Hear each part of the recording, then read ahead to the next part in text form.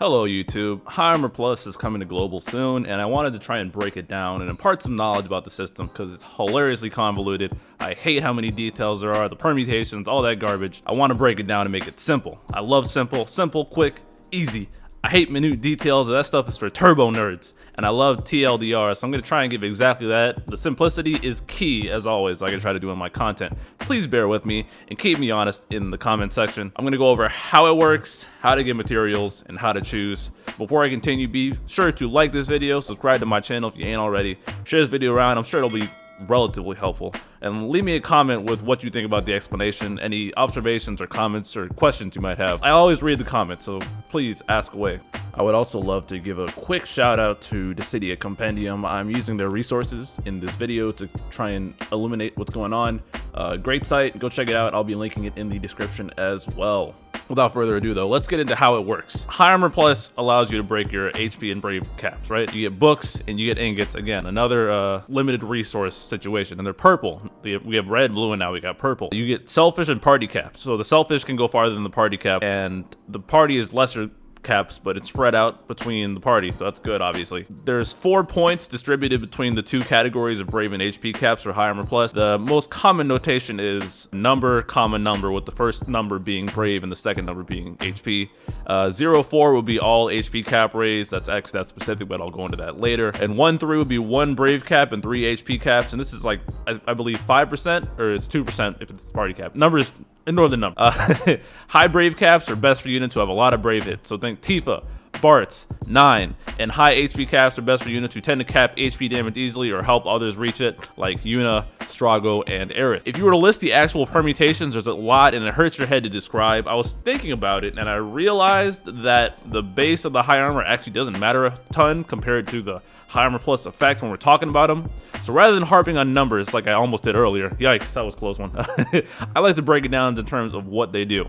And I want to give context here. It took me months to understand this in JP. And once I tried to make it simple for myself, I really understood how to build teams around it and what to do. But anyways, the localized terms are like resonance and brilliance, and that's just even more confusing because it doesn't actually tell you what it does, and it's very frustrating. Thanks, Square. You guys really know how to name things. It's party armor or selfish armor, right? Between that, you got Brave armor, which is the 3-1 cap that I'm thinking of. You got the, I don't know what to call this. I'm making my own terms up here. But then you got balance or dual armor, something like that, where it's like the 2-2 split, and you got the HP armor, which leans in the HP direction. And in the weird edge case, you got X-Death, who has 0-4 armor. He has all 4 points in his HP cap because he doesn't do Brave hits. He is the exception. Attack armor is always selfish. There's no attack armor that benefits the party. So let me go into some examples to see how this stuff ends up working. So you got Golbez, for example. If you were to use my terminology, he has a selfish Brave attack armor. He has a ton of Brave hits and he has weakness damage to take advantage of a higher Brave cap, so it's good for him. Kais's High Armor Plus is party HP armor.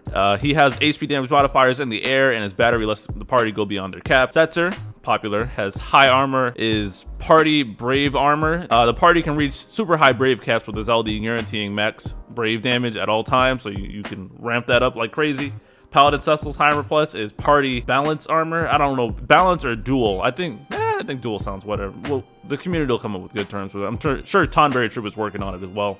But Paladin Cecil also has Unity, but he splits it across both because he does help the party hit harder, but he also has HP damage up, so it ends up working out. And lastly, Strago has selfish HP armor. He doesn't have the biggest Brave hits, but he has a lot of HP modifiers, and he tends to cap HP damage because he just blows people up. So his high HP damage ceiling, he can pump out his nukes, right? Is it making sense how this kind of works? Again, don't get too caught up on the numbers because you're just going to get confused over min-max. Now, you get the materials by beating Lufenia. The books, there's 10 pages for Lufenia completion, and you'll get more from campaigns and stuff like that, but it's a pretty much steady stream, and we haven't gotten them tacked on choco boards in JP. I think there's a pay option. As for ingots, booking and armor gives you an ingot like before. You can convert 10 high armor tokens into 5 nuggets, which in practice means it costs about 40 high armor tokens to get 1 ingot, which is beating 2 Lufenias. I don't think this is the greatest conversion rate, and I don't recommend doing this. I believe in the beginning and middle of the month that we get 20 high armor nugget with the Lufenia associated with it. So plan accordingly. I'm sure someone will have a planner up with that, but we'll get a steady stream. Now to go into how to choose who to give armor to. What's my first advice? Just don't do it. You probably don't need to. I was super careless in JP with my high armor tokens, and I regretted tons. Try to do content without it before making the jump. But if you do it, I'll lay out some rules I try to follow. All right, get in the game. First, max your favorites immediately. This isn't rocket science. If you want someone and you like them, you love the character, don't hesitate. Get that blue armor. That's it. That's the tweet. Second, burst characters. I think it's safe to book them at best if you need an ingot, because the game favors them to lightly come back around with a strong tuning pass and be useful in some kind of content. Don't max their armor just to make farming faster. This is bait that I fell with for Golbez. I blew Golbez just to farm faster, and it was marginal at best. That was a dumb move. All right. If you like them, then go for it, obviously. But just a farm like on a divine or a co-op, it is not worth like the half a second you'll save, maybe. Farm. All right, now if you do have someone's burst and you plan on run them frequently, then I think it's a safe choice. Unless it's Bart's. His armor is questionable since he doesn't tend to cap his brave hits. He can chill at 0 to 3 armor plus, honestly. He has unity armor, but it's self-hit and it's for brave hits, but he doesn't hit terribly hard, so yeah, his armor is kind of bait. So I mean, if you love Bart's, go for it. But 3 characters you use a lot. Again, not rocket science. The most out of the units that work with your playstyle. I personally love party HP armors because I like stacking HP damage up effects to do damage. It's also the pretty lazy way to go about things. Just you're not capping HP damage. Oh, just throw a bunch of debuffs on there that buff HP damage. And auras. Oh, now you're capping HP damage and you can do it stellarly. That's not a word. But for example, Yuna has party HP cap armor, so I like to run her, and Warrior Light has the same one. So stacking their modifiers and then having a damage dealer who also has HP damage up with Kurisame's debuff up, so we're hitting HP cap effortlessly. Nothing feels worse though than maxing a high armor plus and never using the character. Again, Golbez. I regret that so much. Now, I'm not saying Golbez is bad.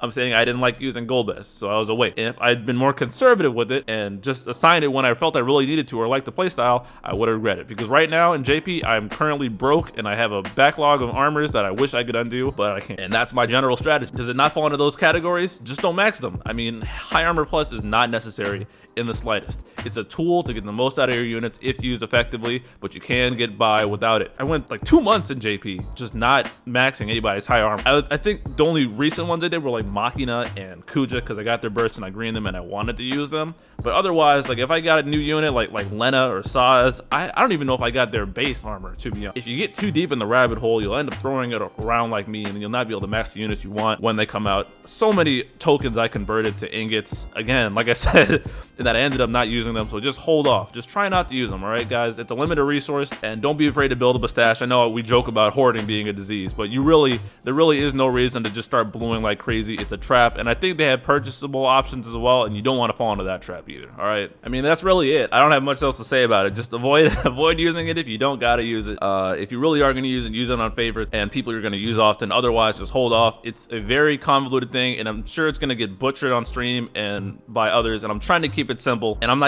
I probably butchered it as well. Brave armor, balanced dual armor, and you have HP armor. And if you're not building around maxing those attributes, if you're not hitting hard with brave, or if you're not trying to boost your HP damage like crazy, and if you don't know, then just don't do it. Don't start copying others because they did it. Just try and make do.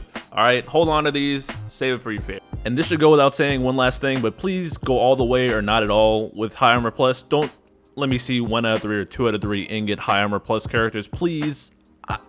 Just making me mad just thinking about it. There's no point in doing that, so just go all the way or don't do it at all. All right, 0 to 3 or 3 out of 3. And one last thing for real this time. John Belmont made a fantastic video going way more in depth than I did about high armor plus here. If you're curious about the intricacies, please go check his video out and tell him I sent you. I'm gonna plug it in the card and the description in the video below. Please check that out for way more in-depth coverage. All right, it's really good. Hope this was helpful. If I failed to explain anything, which I probably did, please let me know in the comments, and I'll try and elaborate and pin stuff and correct. Again, share this around. I'll catch you guys later. Again, be sure to like the video, subscribe, comment, and all that good YouTube reminder stuff. Peace.